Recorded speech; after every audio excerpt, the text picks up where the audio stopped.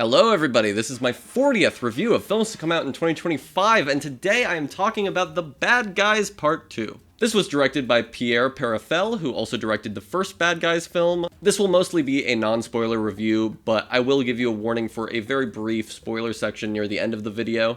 To give you a little context for how I feel about the first film, I barely remember it. I was honestly shocked to find out that that movie only came out 3 years ago. It feels like 7. But yeah, there are a few elements that I do remember really liking about the first movie, but overall, I thought it had a pretty bad sense of humor, and the plot was uninteresting to me. It felt very typical for a kid's movie. I gave the first film 2.5 stars out of 5 on Letterboxd, so overall I thought it was okay.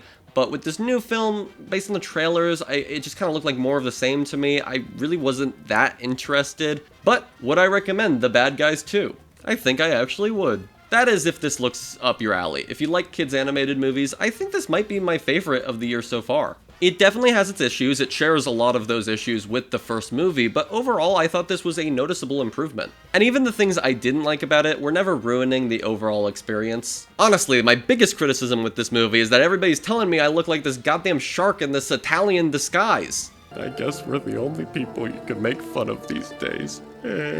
Overall, I thought the movie was funnier than the original movie. A lot of the jokes don't land. There's still a character who's literally just part of the group to make fart jokes, but there were a lot of visual gags, especially with the snake, that I did find pretty funny.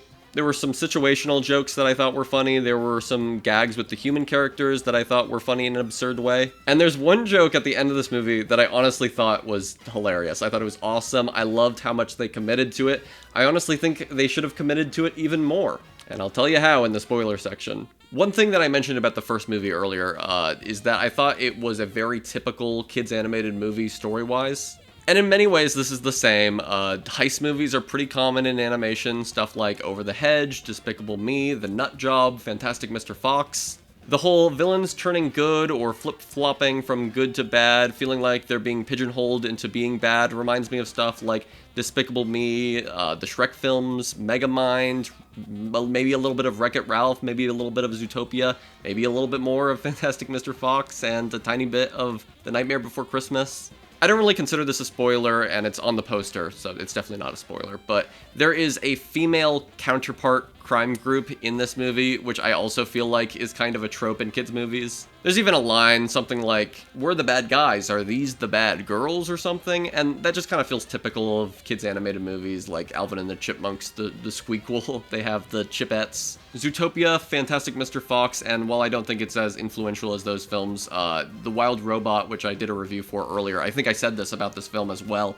The voice acting for Fox characters is always kind of the same, and they always are kind of similar characters, like, you know, they're sly criminals, thieves with a heart of gold, they're heroes on the inside, but on the outside, they're kind of sleazy. It's becoming a little overused in kids' movies, and I think The Wolf definitely fits into this trope. I don't even think I need to explain this cliche in animated kids' movies. Whenever you have a group of characters, there's always one that's like a comic relief for little kids. There's always one who's like not a comic relief and sort of cool. There's always one that's sort of like a smarter leader who has a plan. That's usually the main character in the movie. So yeah, in many ways, this is very, very typical of kids' animated movies, but none of these cliches were really that much of an issue for me. The heist scenes in both this movie and the first film are creative and fun. I think this movie is a huge improvement in terms of having those feel energetic and chaotic, but still, you know, controlled. They don't feel too chaotic. And the whole villains turning good and going back and forth between good and evil is, you know, definitely a cliche, but it works. It works for the characters in this movie. It works for the story. It always felt motivated. You know, they're changed from good to bad.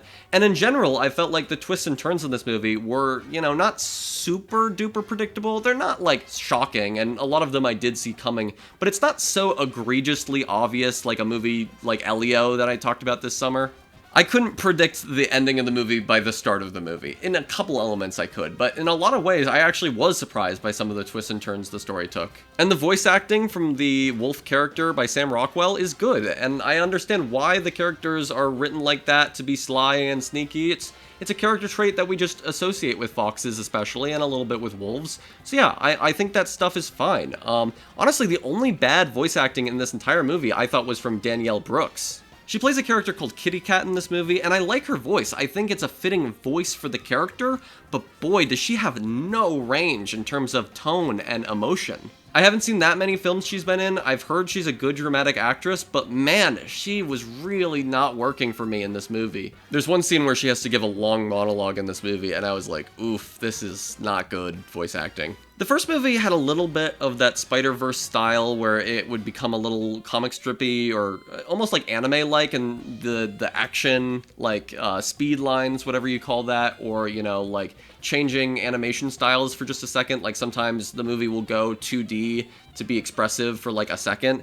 And both in this movie and the first movie, I felt like they needed to do it more. I wish it was more stylized. But I will say I did think it worked a little bit better in this movie. And in terms of like framing and lenses, I mean, they're not real lenses, but artificial animation lenses. Like sometimes they would have basically a wide-angle lens, so objects would look close to the screen when they got close to you. Like, there was cool stylistic stuff that I think the movie improved on with the sequel. Aside from the overuse of fart jokes, I thought the ending was really cool. I thought it was a really visually impressive final sequence, and it was exciting. I really liked it.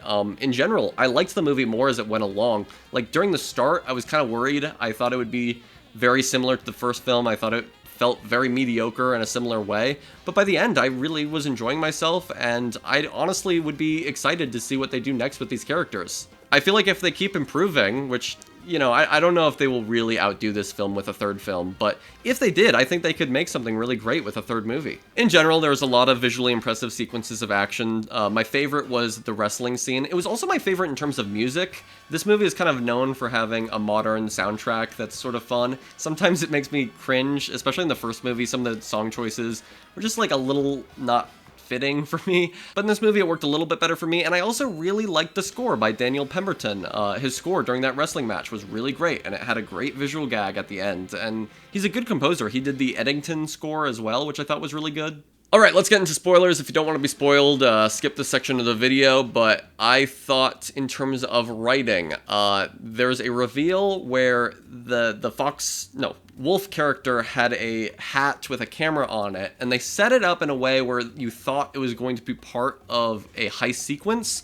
They set it up very clearly at the beginning of that sequence, but honestly, I didn't see it coming when they reused it later. Maybe it was obvious for some people, but it wasn't for me, and I was genuinely surprised. There's some writing I didn't like in terms of creating conflicts for the main characters, like the shark spazzes out on the cop woman, and I thought it was lame. I thought it was a lame way to kind of bring the bad guys and the cop woman against each other again, like in the first movie. I liked the part of this movie where they were on the same side, and I feel like if they kept that going the entire movie, it might have been a little bit better. Sure, it would have been a little less tense, and there would have been less conflict for the main characters, but I feel like that shows character growth from the first movie. And again, I just felt like them knocking her out was unnecessary and not well justified by the script. The low point of this movie might be my least favorite part of it in terms of writing. The cop woman arrests the bad guys, and yeah, the low point of the movie is them arrested, and the bad girls are pulling off this heist where they're stealing a rocket,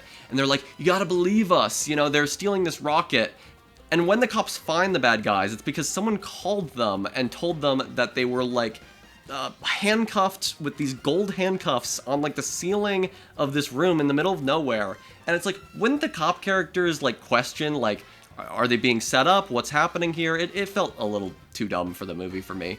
There's another beat in the story that I really didn't like, where a character is knocked out by one of those like blow darts that puts you to sleep instantly, and the movie has them like climb into a spaceship while they're like falling asleep with the dart. They were just doing too much and being like conscious for too long in a way that felt dumb and didn't make sense to me. But those are my only real problems in terms of writing in the film. I told you earlier that I would talk more about the joke that I think should have committed harder. The ending of this movie is really funny. There's a joke where all of the bad guys die and they do like a funeral scene for a couple minutes, and I was really impressed how long they let that play out. Like, the funeral scene is literally a couple minutes, I think. But I think they should have committed to it just a little bit harder. I think they should have had the credits roll, and then there's, you know, the reveal that they're still alive, and you go back to the characters. I even think that would have been well set up by the movie, because the wolf character narrates to the audience, he addresses the audience, he talks to you and breaks the fourth wall, so I feel like he could have started narrating during the start of the credits and been like, hold on, let's get to what actually happened.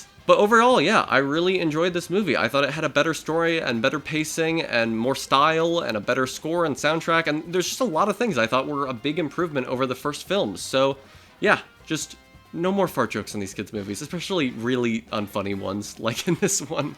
I'm going to give The Bad Guys 2 3 stars out of 5. Tomorrow, I will make a review for It's Never Over, Jeff Buckley, directed by Amy J. Berg, so subscribe to see that. And in the description, I will put a link to the Letterboxd list ranking all of the movies I've seen of 2025 so far. Here's the ranking so far, and there's where Bad Guys 2 is, and here are where the rest of the movies are placed. Yeah, there we go. There should also be a link to the YouTube playlist of all of my 2025 film reviews. You can find that also on my channel page and also on the left side of your screen. Thank you for watching. Comments and likes are very much appreciated. They help give me a boost in the algorithm. That's all I gotta say.